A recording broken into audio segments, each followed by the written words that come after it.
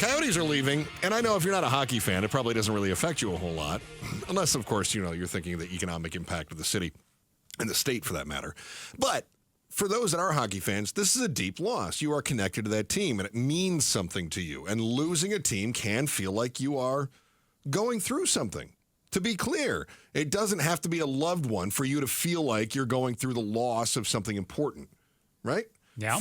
I read an article about this when they were talking about that sort of that feeling you get at the end of binging a show on Netflix, and that once you get to the end of it, all of a sudden you go, now what do I do?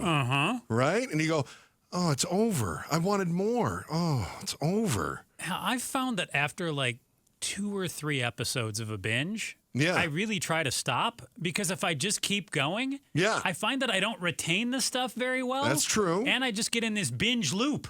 But then when you get to the end of it, the profound loss of, like you just said, of, well, what now? What now? What's next?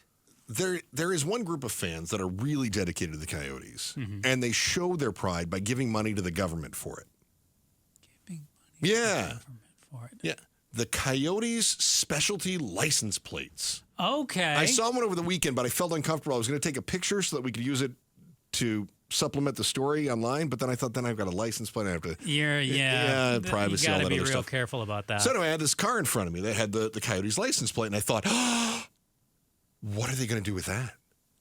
Now what happens to the Coyotes license plates? I wonder if there's going to be a recall? New 2024, 2025 Coyotes license plates, or are they just gone? I mean, you mentioned that Morello will still have the trademark to the team. Yeah. So can you still get an Arizona Coyotes license plate even if there's not a team here next year? This is an important question.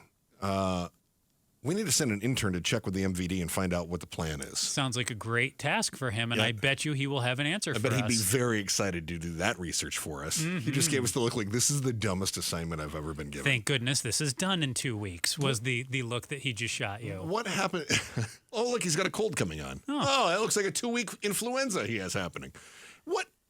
Really, does the state, do they stop issuing those? I think they need to recall the ones that are out there right now. No. Yes. No. Yes, because if there is no Arizona Coyotes team, you can't have an Arizona Coyotes. No. That's where you're wrong. There is a team. There's just no players or place to play here in the Valley. But there still is a Coyotes. No, you cannot promote being a fan of a team that doesn't exist. Well, it did exist. Oh, okay. That's great. It doesn't count. No. And why not? Because it's stolen valor. That's why. So I can't be a fan of the St. Louis Rams anymore? No, it doesn't exist. You can't be a fan of the St. Louis Rams because there is exist, it doesn't matter. It did. No. And they've gone away. You are a Coyotes fan. It'd be like having a Seattle Supersonics license plate. Yes, no, right. That they totally don't can exist. have that. No, you can't. Because, listen, it it's not something that you are entitled to.